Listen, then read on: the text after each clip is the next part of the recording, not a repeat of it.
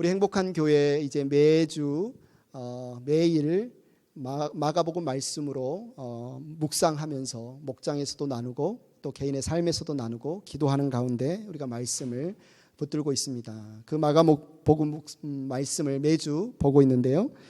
이번 주 월요일 하나님께서 우리에게 주셨던 그 마가복음 말씀에 보면 성전에서 대제사장들과 율법학자들이 그리고 장로들이 예수님께 이런 질문을 합니다. 당신은 무슨 권한으로 이런 일을 행합니까?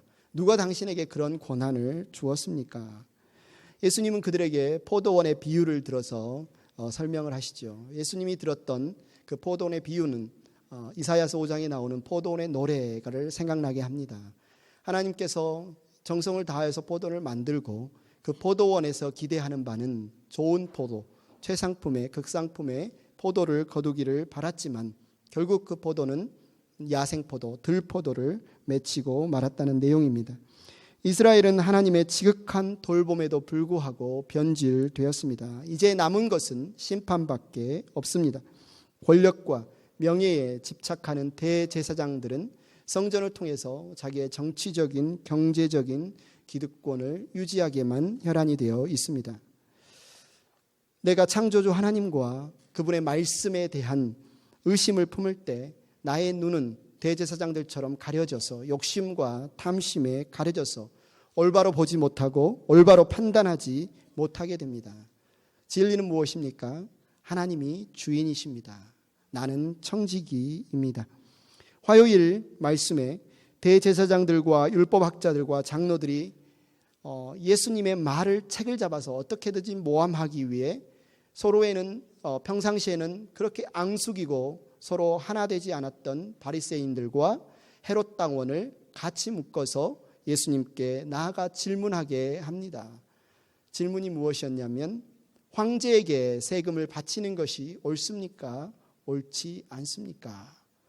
이쪽으로 대답해도 바치라고 하면 바리새인들이 백성들에게 선동해서 친로마파다, 황제에게 세금을 바치라 한다, 우상을 숭배하라고 한다라고 소문낼 것이고 바치지 말라고 하면 헤롯 당원들이 빌라도 총독에게 고발하여 저들은 반란 선동을 일으키는 괴수다고 예수님을 고발할 것입니다. 예수님은 그들의 의도를 눈치채시고 그들에게 말하지요. 황제의 것은 황제에게, 하나님의 것은 하나님께 돌려드려라.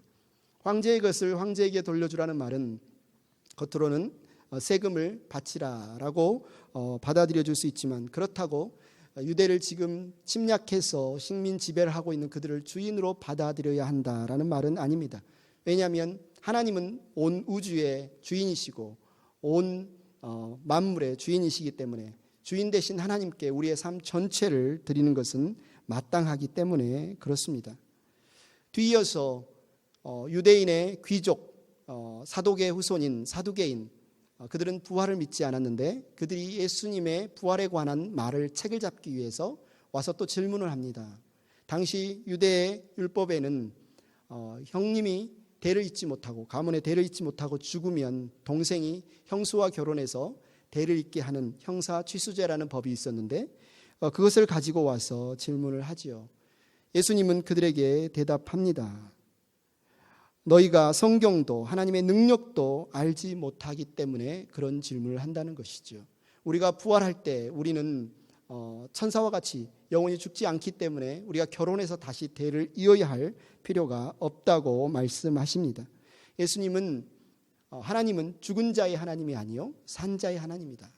아브라함의 하나님, 이삭의 하나님, 야곱의 하나님이라고 말씀하십니다. 우리는 하나님께 속한 하나님의 백성들이기 때문에 날마다 살아계신 하나님을 우리의 삶을 통해서 드러내고 반영하는 삶을 사는 것이 마땅합니다. 이 말씀을 들은 한 율법학자가 수요일 본문에는 이런 질문을 하죠. 참 예수님이 대답을 잘 하시는데 그렇다면 율법 가운데 가장 큰 계명은 무엇입니까? 예수님은 하나님을 사랑하는 것이다 라고 말씀하십니다. 우리는 하나님의 형상으로 지어진 존재이기 때문에 우리의 형상의 근본이 되시는 그 하나님을 사랑하고 하나님을 예배하고 하나님을 가까이 할 때 우리는 하나님의 형상됨을 회복하고 우리의 삶을 통해서 드러낼 수 있습니다. 그래서 하나님을 예배하라.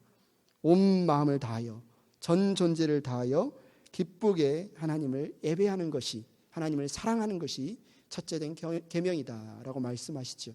그리고 이어서 계속 말씀하십니다. 내 이웃을 내 몸과 같이 사랑하여라. 내가 내 몸을 보호하고 내가 무슨 일이, 위급한 일이 있어도 내 몸을 아끼는 것처럼 내 이웃을 내 몸과 같이 사랑하라 라고 말씀하십니다. 구약 성경에 보면 하나님 사랑과 이웃 사랑에 실패한 이스라엘 백성들에게 하나님은 끊임없이 약속하십니다. 하나님이 보내실 그리스도 메시아가 오면 백성의 마음을 부드럽게 해서 하나님의 말씀을 온전히 받고 하나님을 온전히 사랑하는 자로 그 마음을 새롭게 하실 것이다. 이웃을 사랑하는 자로 새롭게 하실 것이다. 예수님이 이제 십자가에서 그 일을 곧 완성하실 것입니다. 우리의 신앙에 있어서 붙들어야 할 가장 중요한 말씀이 있다면 우리가 하나님을 사랑하는 것, 내 이웃을 사랑하는 것입니다. 목요일 본문 말씀에 이제 예수님이 성전에서 사람들에게 수수께끼 같은 질문을 던집니다. 왜 사람들은 그리스도가 다윗의 자손으로 와야 한다고 말하느냐? 시편 110편 말씀을 들어가면서 봐라, 다윗은 그리스도를 향하여 나의 주라고 고백했다. 나의 주께서 나의 주에게 말씀하시기를 다윗이 그리스도를 주라고 불렀는데 너희는 어찌하여 다윗의 자손으로 온다고 말하느냐? 이 말은 예수님이 그리스도께서 다윗의 자손으로 오신 것을 부인하시기 위해서 하신 말씀이 아니라 예수님은 단지 이스라엘만의 왕, 다윗의 왕가를 잇는 왕으로만 오신 것이 아니라 다윗의 주가 되셔서 온 우주의 모든 세상에 참된 왕이시고 참된 하나님이신 것을 드러내기 위해서 말씀하신 것입니다. 예수님은 예루살렘의 참 왕이십니다. 예수님은 성전의 참 주인이십니다.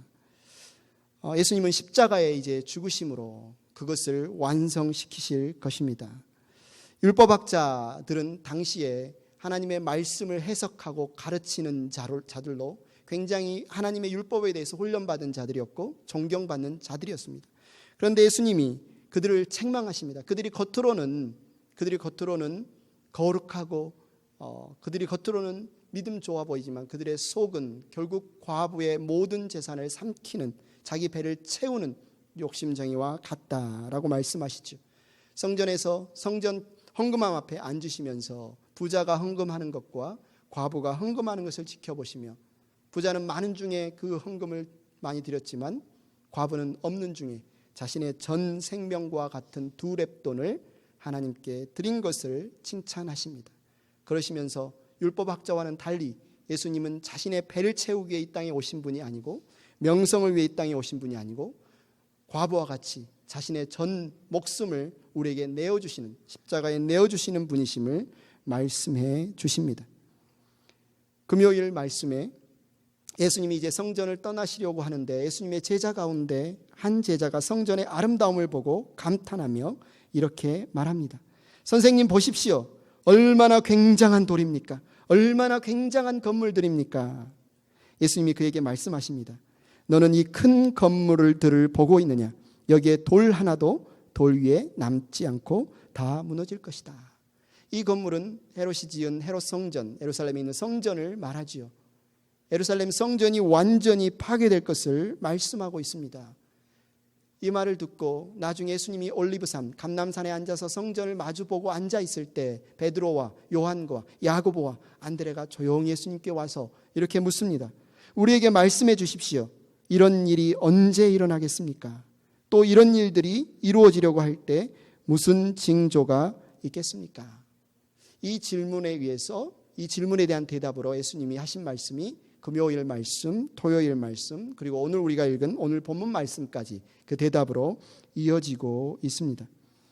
징조에 대해서 이렇게 말씀하십니다. 먼저 많은 사람들이 예수님으로 와서 내가 그리스도다라고 사람들을 속일 것이다.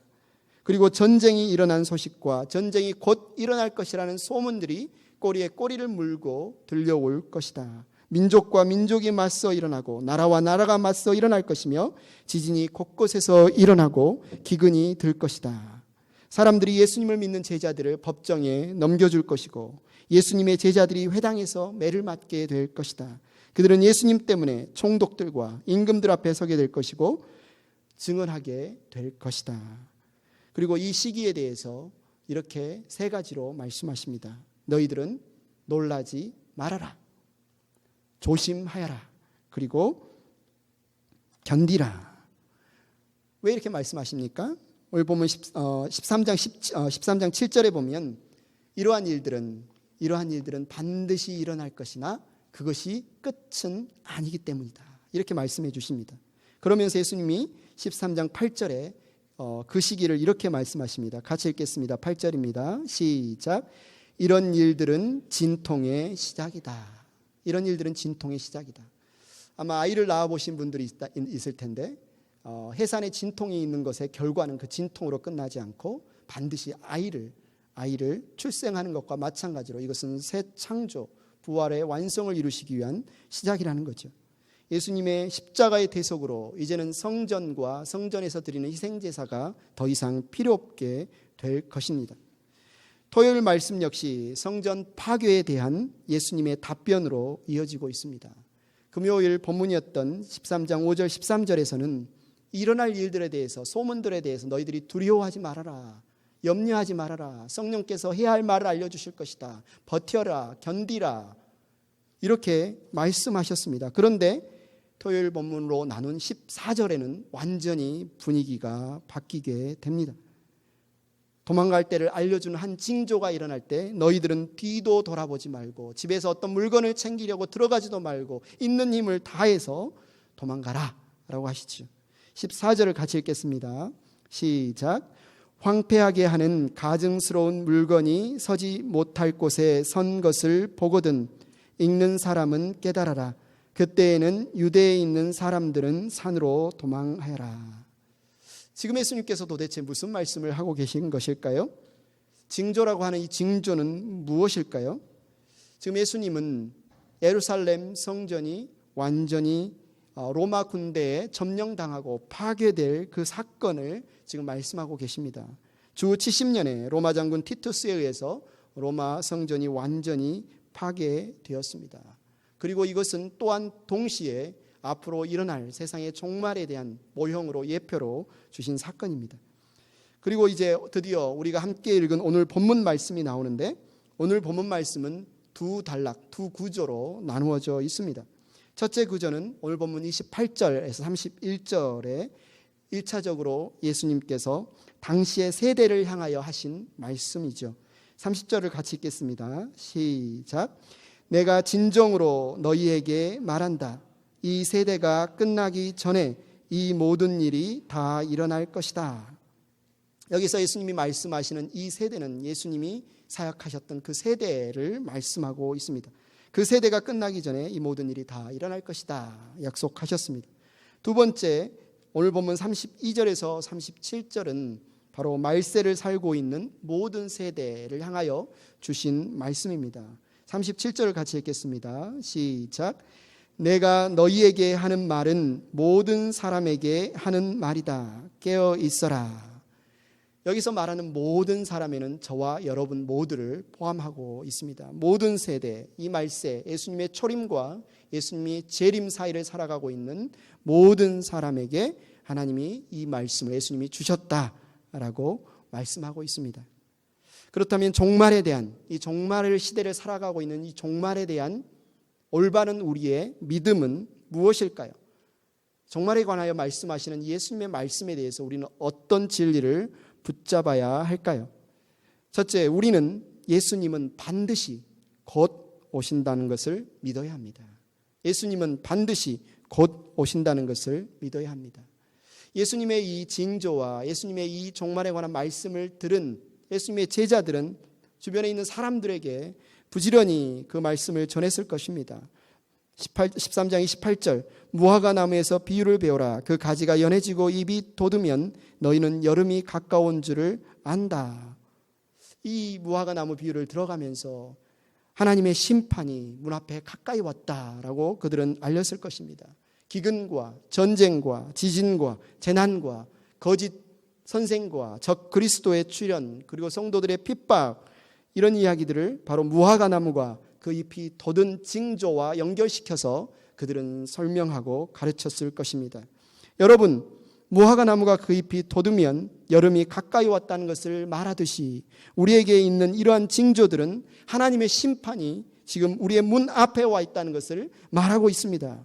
지금 여름을 알리는 잎이 돋았습니다. 즉 하나님의 심판이 가까이 왔다는 징조들이 이미 있습니다. 하나님의 심판이 예루살렘 문 밖에 와 있습니다. 예수님은 이 세대가 지나가기 전에 이 모든 일들이 다 일어나리라고 말씀하셨습니다. 그러므로 하나님의 심판은 우리 세대에 반드시 일어날 것입니다. 곧 일어날 것입니다. 이렇게 그들은 말했을 것이죠. 예수님의 제자들은 하나님의 심판은 우리 세대에 있다. 우리는 지금 하나님의 심판과 예수님이 오실 마지막 세대를 살아가고 있다라고 마지막 세대를 살아가는 의식을 가지고 살았음을 우리는 서신서를 통해서 알 수가 있습니다. 사도 요한은 요한일서 2장 18절에 이렇게 말합니다. 그래서 우리는 지금이 마지막 때임을 압니다. 우리는 지금 마지막 때를 살고 있습니다. 이렇게 말했고요. 사도 베드로는 말합니다. 베드로전서 4장 7절에 말합니다. 만물의 마지막이 가까이 왔습니다. 만물의 마지막이 가까이 왔습니다. 야고보, 예수님의 형제 야고보는 야고보서에서 이렇게 말합니다. 여러분은 세상 마지막 날에도 재물을 쌓았습니다. 우리가 살고 있는 이때가 지금 마지막 날이다라고 말하고 있습니다. 사도 바울도 경고합니다. 고린도전서 10장 11절 같이 읽겠습니다. 시작. 이런 일들이 그들에게 일어난 것은 본보기가 되게 하려는 것이며 그것들이 기록된 것은 말세를 만난 우리에게 경고가 되게 하려는 것입니다. 제자들이 사람들을 만날 때 복음을 전하면서 이 이야기들을 했을 때 당시 시대에 이야기를 듣는 사람들의 반응은 어땠을까요? 많은 사람들이 맞다. 주님이 말씀하신 것처럼 주님의 약속은 속히 반드시 이루어질 것이다 라고 믿었습니다. 그런데 그 중에 어떤 사람들은 예수님의 말씀은 약속은 이루어질 것이다. 그러나 곧은 아니다. 그래서 더디 올 것이다. 더디 이루어질 것이다. 이렇게 생각하는 사람들이 있었습니다. 그래서 사도 베드로는 그들의 잘못된 믿음, 잘못된 생각을 향해서 이렇게 말씀합니다. 베드로 후서 3장 9절 10절을 같이 읽겠습니다. 시작. 어떤 이들이 생각하는 것과 같이 주님께서는 약속을 더디 지키시는 것이 아닙니다. 도리어 여러분을 위하여 오래 참으시는 것입니다. 하나님께서는 아무도 멸망하지 않고 모두 회개하는 데에 이르기를 바라십니다. 그러나 주님의 날은 도둑같이 올 것입니다. 그날에 하늘은 요란한 소리를 내면서 사라지고 원소들은 불에 녹아버리고 땅과 그 안에 있는 모든 일은 드러날 것입니다. 주님의 약속은 반드시 이루어질 것이고 뿐만 아니라 곧 이루어질 것입니다. 그런데 어떤 사람들은 주님의 약속이 반드시도 아니고 곧 이루어지는 것도 아니라고 조롱하는 사람들이 있었습니다. 이들을 향해 사도 베드로는 말합니다. 3장 3절입니다. 여러분이 무엇보다 먼저 알아야 할 것이 이것입니다. 마지막 때에 조롱하는 자들이 나타나서 자기의 욕망대로 살면서 여러분을 조롱하여 이렇게 말할 것입니다. 그리스도가 다시 오신다는 약속은 어디 갔느냐? 조상들이 잠든 이래로 만물은 창조 때부터 그러하듯이 그냥 그대로다. 약속도 거짓말이다. 약속도 지켜지지 않을 것이다. 그들은 하나님의 약속, 예수님이 다시 오신다는 약속을 조롱했습니다. 그러나 예수님께서 말씀하신 대로 하나님의 심판이 예루살렘에 도적같이 임했습니다. 정말로 이 세대가 끝나기 전에 예수님이 내가 진정으로 너에게 말한다. 이 세대가 끝나기 전에 이 모든 일이 다 일어날 것이다. 이 약속처럼 어떤 사람들이 하나님의 약속이 더디다고 생각하고 어떤 사람들이 하나님의 약속이 이루어지지 않을 거라고 생각하던 그때, 조롱하던 그때 도둑같이 갑자기 호련히 예루살렘에 임했고 예루살렘은 심판을 받았고 성전은 파괴되고 망했습니다. 성경은 우리에게도 동일하게 말합니다. 요한일서 2장 18절 말씀을 우리에게도 동일하게 말합니다. 그래서 우리는 지금이 마지막 때임을 압니다. 베드로전서 4장 7절에도 말합니다. 만물의 마지막이 가까이 왔습니다. 고린도전서 10장 11절 우리에게 말합니다.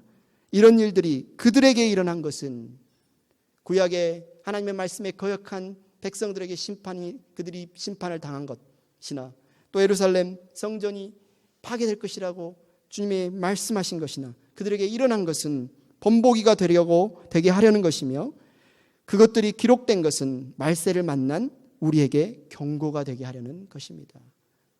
그들만의 종말이 아니라는 거죠. 그들만의 심판이 아니라는 거죠. 우리 앞에도 심판이 있다는 것입니다. 우리 앞에도 주님이 다시 오셔서 회개하는 날이 있다는 것입니다. 우리는 이 말씀을 어떻게 받아들여야 할까요? 마지막 때를 살아가고 있다. 주님이 다시 오실 것이다. 심판이 있을 것이다. 이 말씀을 어떻게 받아들여야 할까요? 마가복음 13장 31절에 이렇게 말합니다. 같이 읽겠습니다. 하늘과 땅은 없어질지라도 나의 말은 절대로 없어지지 않을 것이다. 하늘과 땅은 없어질지라도 나의 말은 절대로 없어지지 않을 것이다. 그렇습니다. 예수님은 반드시 오십니다. 예수님은 곧 오십니다. 우리는 예루살렘의 심판을 교훈 삼아야 합니다. 당시에 율법학자들, 성경을 달달 외우고 연구하는 율법학자들은 여러 가지 성경 구절을 들면서 예수님의 약속이 말씀이 틀렸다라고 생각하며 예루살렘 성전은 망하지 않을 것이다. 그렇게 믿었습니다. 1년 안에 로마의 황제 4명이 바뀌는 정변이 일어나는 전쟁의 소식을 들을 때에도 예루살렘은 평안하다라고 생각했습니다. 그들은 이곳저곳에서 예수님이 말씀하신 마지막 날의 징조를 들었음에도 불구하고 자기들의 몫이 아니다. 우리의 성전은 여전히 든든하고 유지될 것이다. 전혀 준비하지 않았습니다. 그때 로마 군대가 갑자기 도둑과 같이 호련히 예루살렘에 쳐들어왔고 하나님의 심판이 그들에게 임했습니다. 오늘 이 답변에 관한 제자들의 질문으로 다시 돌아가겠습니다. 마가복음 13장 4절에 베드로와 요한과 야고보와 안드레가 예수님께 이렇게 묻습니다. 우리에게 말씀해 주십시오. 이런 일들이 언제 일어나겠습니까? 또 이런 일들이 이루어지려고 할 때는 무슨 징조가 있겠습니까? 예수님이 그들에게 징조에 관해서 쭉 설명해 주신 이후에 이제 그 때에 대해서 말씀해 주시지요. 마가복음 13장 32절 같이 읽겠습니다. 시작. 그 날과 그 때는 아무도 모른다. 하늘의 천사들도 모르고 아들도 모르고 오직 아버지만 아신다. 무슨 말입니까? 말세의 시대, 종말의 시대를 살아가는 우리에게 그 때에 대해서 관심을 갖는 것이 아니라 그 때가 언제인지 1992년 10월 다미성교회 이장님이란 이단이 말했던 그 때인지 아니면 2000년이 오기 전에 1999년 12월 31일지 어떤 특정한 날짜를 알려고 하고 말하려고 하는 것이 어리석음을 예수님은 이미 말씀을 통해서 우리에게 분명하게 말씀해 주십니다. 우리의 관심사는 그때가 언제인가가 아니다. 그렇다면 말세를 살아가는 우리에게 있어서 관심사는 무엇이어야 합니까? 그날을 살아가는, 말세를 살아가는 우리의 삶이 어떠해야 하느냐에 대해서 우리는 관심을 가져야 합니다. 그래서 우리는 조심하고 깨어있는 삶을 살아야 하죠. 오늘 보면 33절을 읽겠습니다. 시작. 조심하고 깨어 있어라. 그때가 언제인지를 너희가 모르기 때문이다. 35절에 말합니다. 같이 읽겠습니다. 그러므로 깨어 있어라. 집주인이 언제 오는지 저녁녘일지 한밤중일지 닭이 울 무렵일지 이른 아침 저녁일지 너희가 알지 못하기 때문이다. 37절에도 말합니다. 내가 너희에게 하는 말은 모든 사람에게 하는 말이다. 깨어 있어라. 이 세 구절에서 3번이나 반복해서 예수님은 말합니다. 마지막 시대, 말세의 시대를 살아가는 우리에게 있어서 최대의 관심사와 우리가 최대로 신경을 써야 할 것은 바로 조심하고 깨어있는 삶이다. 조심하고 깨어있는 삶을 살아라. 그렇다면 이 조심하고 깨어있는 삶이란 어떤 삶일까요? 우리가 그런 표현을 종종 쓰지요. 신앙에 잠들어서는 안 된다. 신앙에 깨어있어야 한다. 그 의미가 무엇일까요? 어떻게 사는 것이 신앙에 잠들어 있는 것이고 어떻게 사는 것이 신앙에 깨어있는 삶일까요? 예수님은 우리에게 비유를 들어서 신앙에 깨어있는 삶, 조심하고 깨어있는 삶에 대해서 말씀해 주십니다. 오늘 보면 34절에 말합니다. 사정은 여행하는 어떤 사람의 경우와 같은데 그가 집을 떠날 때 자기 종들에게 권한을 주어서 각 사람에게 할 일을 맡기고 문지기에게는 깨어 있으라고 명령한다. 여기에서 예수님이 하시는 말씀, 우리가 깨어 있는 것, 조심하고 깨어 있는 것이란 삶은 바로 하나님께서 우리에게 하라고 맡겨주신 그 할 일에 있어서 깨어 있는 것, 고난을 주고 우리에게 맡겨주신 할 일에 대해서 충성을 다하는, 청지기의 사명을 다하는 것, 그것이 바로 깨어있는 삶이다 라고 말하지. 잠들어 있는 삶은 무엇일까요? 하나님 우리에게 맡겨주신 그 삶, 하라고 하는 할 일, 그 일에 대해서 우리가 최선을 다하지 않고 깨어있지 않는 것, 그것이 바로 잠들어 있는 삶이다 라고 말하는 것이죠. 그래서 35절에 그러므로 깨어있어라. 집주인이 언제 오는지, 저녁녘일지 한밤중일지 닭이 울 무렵일지 이른 아침녘일지 너희가 알지 못하기 때문이다. 주인이 갑자기 와서 너희가 잠자고 있는 것을 보게 되는 일이 없도록 하여라. 주인은 와서 확인할 겁니다. 예수님이 들려주신 달란트 비유를 통해서 달란트를 맡겨놓고 떠난 주인은 돌아와서 달란트에 대해서 회개합니다. 5달란트 맡긴 종에게 몇 달란트를 남겼는지, 2달란트를 맡긴 종에게 몇 달란트를 남겼는지, 1달란트를 맡긴 종에게 몇 달란트를 남겼는지 돌아와서 회개합니다. 그래서 마지막 날, 그날은 바로 이 달란트를 회개하는 날이 되겠죠. 여러분, 하나님께서는 저와 여러분에게 분명히 하라고 맡겨주신 일이 있습니다. 하나님이 어떤 일을 하라고 맡겨주셨을 때 우리에게 하나님이 요구하시는 것, 기대하시는 것은 무엇일까요? 조심하고 깨어있어라.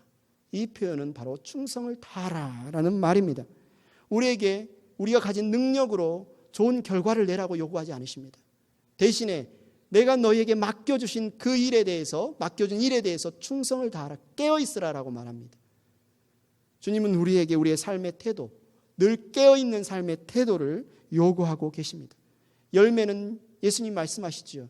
열매는 우리가 거둘 수 있는 것이 아닙니다. 우리가 맺힐 수 있는 것이 아닙니다. 예수님께 붙어 있을 때 예수님께서 맺히는 것이죠. 그 능력과 열매를 맺는 몫은 하나님께 있고 우리는 충성을 다하고 깨어있는 것이 바로 저와 여러분이 해야 할 몫입니다. 만일 이 주인이 이 명령을 하고 떠났을 때 이들이 분명히 주인이 몇 일, 며칠에 올지를 알고 있었다면, 그날이 내일일지 그날이 한 달 후일지 알고 있었다면 그들은 잠들어 있지 않을 것입니다. 그들은 반드시 깨어 있었을 것입니다. 어떻게 그들이 주인이 오는데 잠들어 있을 수 있겠습니까? 근데 예수님 말씀하십니다. 주님은 반드시 오신다. 그리고 곧 오신다. 그날은 모른다. 아버지만 아신다. 그래서 저와 여러분에게 요구되어지는 이 말세를 살아가는 태도는 조심하고 깨어 있어서 우리에게 맡겨주신 청지기의 사명을 다하는 것입니다. 그렇다면 조심하고 깨어있는 삶이란, 우리에게 맡겨주신 청지기의 삶을 다하는 삶은 어떻게 살아낼 수 있을까요? 이 마가복음에서 기록하고 있는 예수님의 말씀과 동일한 내용의 말씀을 누가복음은 이렇게 적고 있습니다. 누가복음 21장 33절 36절을 저와 여러분이 한 절씩 교독하겠습니다. 하늘과 땅은 없어질지라도 내 말은 절대로 없어지지 않을 것이다.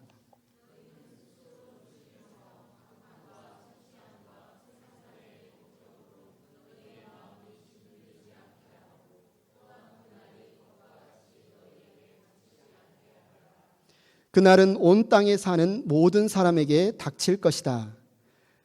그러니 너희는 앞으로 일어날 이 모든 일을 능히 피하고 또 인자 앞에 설 수 있도록 기도하면서 늘 깨어 있어라. 누가복음은 우리에게 말씀합니다. 우리가 어떻게 늘 조심하고 깨어 있을 수 있느냐, 하나님께서 우리에게 맡겨주신 그 할 일을 어떻게 우리가 잘 감당할 수 있느냐, 깨어 있을 수 있는 방법은 바로 기도하면서 늘 깨어 있으라 라고 말합니다. 항상 우리가 기도하지 않으면 어떻게 됩니까? 방탕과 술 취함과 세상살이의 걱정으로 우리의 마음이 짓눌리게 됩니다. 예외는 없습니다. 신앙생활을 얼마나 오래 했든지, 우리가 어떤 직분을 갖고 있든지, 심지어 예수님의 제자들에게조차 가장 가까이서 예수님을 모셨던 그들에게조차 예수님은 말씀하십니다. 마태복음 26장 41절에 이렇게 말합니다. 시험에 빠지지 않도록 깨어서 기도하여라. 마음은 원하지만 육신이 약하구나. 여기에 계신 그 누구도 어떤 사람도 예외가 없습니다. 우리가 기도함으로 깨어있지 않으면 방탕과 술 취함과 세상살이의 걱정으로 마음이 짓눌리게 될 것입니다. 기도하지 않으면 우리는 세상살이의 걱정으로 인하여서 마음이 짓눌릴 때 우리와 동행하시는 하나님을 보지 못하게 합니다. 세상살이의 걱정으로 눈덩이처럼 불어난 그 걱정과 염려로 우리가 짓눌릴 때 내 곁에 계신 하나님, 나를 인도하고 계신 하나님, 나를 채우시고 나를 공급하시고 나를 지키시고 보호하신 하나님을 우리는 보지 못하게 됩니다. 광야에서 이스라엘 백성들을 만나로 먹이신 하나님께서는, 너희에 필요한 일용할 양식을 우리에게 구하라고 하신 예수님께서는 날마다 우리의 먹을 것, 입을 것, 잘 것, 나아갈 길을 날마다 공급하고 계십니다. 그런데 우리가 기도로 깨어있지 않으면 세상살이의 걱정에 짓눌려서 우리는 그 하나님을 볼 수 없게 됩니다. 사도 바울은 저와 여러분에게 묻습니다. 고린도전서 4장 7절에 이렇게 묻습니다. 그대가 가지고 있는 것 가운데서 받아서 가지지 않은 것이 무엇입니까? 목숨입니까? 생명입니까? 돈입니까? 집입니까? 가족입니까? 직장입니까? 일터입니까? 그 무엇입니까? 이 모든 것은 하나님이 주신 것입니다. 하나님이 공급하신 것입니다. 우리가 숨을 쉬고 오늘 이 자리에 앉아서 예배를 드리고 밥을 먹고 운전을 하고 걷고 오는 이 모든 것은 하나님이 주셨기 때문에, 하나님이 보호해 주셨기 때문에, 하나님이 채워주셨기 때문에 우리가 이 자리에 있을 수 있는데, 그러나 우리가 기도함으로 깨어있지 않으면 세상살이 걱정과 염려에 눈이 가려서 내가 어떻게 내일을 먹고 살까? 내일 내가 어떻게 이 살림을 꾸려나갈까? 이 비즈니스를 어떻게 꾸려나갈까? 우리 자녀들을 어떻게 케어할까? 하나님의 놀라우신 은혜를 경험할 수 없게 만든다는 거죠.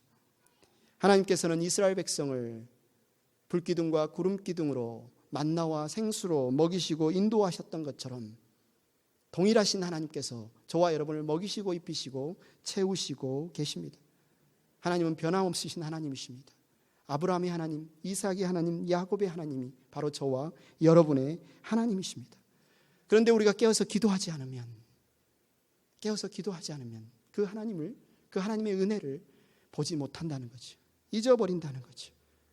세상살이 걱정, 염려, 방탕, 술 취함에 매여서 짓눌려서 걱정거리만 보이게 되고, 그 걱정거리보다 훨씬 더 크신 하나님, 나를 둘러싼 환경보다, 문제보다, 염려보다 훨씬 크신 예수님을 못 보게 합니다. 여러분, 환경을 보지 마시고 예수님을 보시기 바랍니다. 여러분, 풍랑을 보지 마시고 배에 타고 계신 예수님을 보시기 바랍니다. 세상살에 여러분 염려가 생깁니까? 걱정이 생깁니까? 문제가 생깁니까? 그때 눈을 돌려 바로 그 옆에서 여러분을 보호하시고 인도하시고 지키시고 공급하시는 주님을 보시기 바랍니다. 기도하지 않으면 지금 들은 이 말씀, 우리가 읽은 성경은 그냥 이론에 불과합니다. 그러나 우리가 기도하고 깨어서 이 말씀을 받을 때 이 약속은 우리에게 실제가 됩니다. 기도해야 영적인 눈이 열리는 것입니다. 행복한 교회 성도 여러분, 우리는 지금 말세의 시대를 살아가고 있습니다. 우리가 이 말세의 시대를 살아갈 때 기도하지 않으면 우리는 마음이 짓눌리게 되고 세상에 취하게 되고 세상살이 걱정에 매여 살 수밖에 없습니다. 우리는 어떻게 조심하고 깨어서 기도할 수 있을까요? 우리는 어떻게 조심하고 깨어서 기도할 수 있을까요? 예수님 말씀해 주십니다. 마가복음 13장 31절 말씀 다시 읽겠습니다. 시작. 하늘과 땅은 없어질지라도 나의 말은 절대로 없어지지 않을 것이다. 다시 읽겠습니다. 하늘과 땅은 없어질지라도 나의 말은 절대로 없어지지 않을 것이다. 다시 읽겠습니다. 하늘과 땅은 없어질지라도 나의 말은 절대로 없어지지 않을 것이다. 아멘. 주님의 말씀을 묵상하십시오. 주님의 말씀을 묵상하시고 붙드십시오. 여러분을 향하여 갖고 계신 주님의 구원 계획, 가스펠 프로젝트를 배우십시오. 하늘과 땅은 없어질지라도 하나님의 말씀은 절대로 없어지지 않을 것입니다. 말세의 시대를 살아갈 때 우리가 특별히 준비해야 하는 어떤 여행 가방을 준비하거나 재산을 정리하거나 다른 것이 아니라 오늘 말씀은 우리가 매일 일상으로 살아간 나의 집에서, 나의 일터에서, 교회에서 하나님이 내게 맡겨주신 사명, 할 일에 대해서 충성을 다하는 것이다. 깨어있는 것이다 라고 말씀하시고, 우리에게 맡겨주신 그 일은 우리의 힘으로 감당할 수 없기 때문에 우리의 육신은 연약하여 유혹에 넘어지고 세상살이 걱정과 방탕과 술 취함에 빠질 수밖에 없는 존재이기 때문에 깨어서 기도하라 라고 말씀하십니다. 깨어서 기도할 때 우리의 눈이 열려서 하나님의 능력이 보이고 하나님의 역사가 보이고 은혜를 경험하게 되며 실제 우리의 삶에 하나님이 약속하신 그 청지기의 삶, 말세를 준비하는 삶을 온전히 살아낼 수 있다라고 말씀하십니다. 이것이 바로 마지막 때를 준비하는 저와 여러분의 삶의 태도입니다. 우리 주님은 약속하신 대로 반드시 오실 것입니다. 곧 오실 것입니다. 그래서 여러분 조심하고 깨어서 맡겨진 바에 충성을 다하되 우리의 힘에 의지하지 말고 하나님이 주시는, 기도함으로 깨어서 하나님이 주시는 힘으로 살아가기를 축원합니다.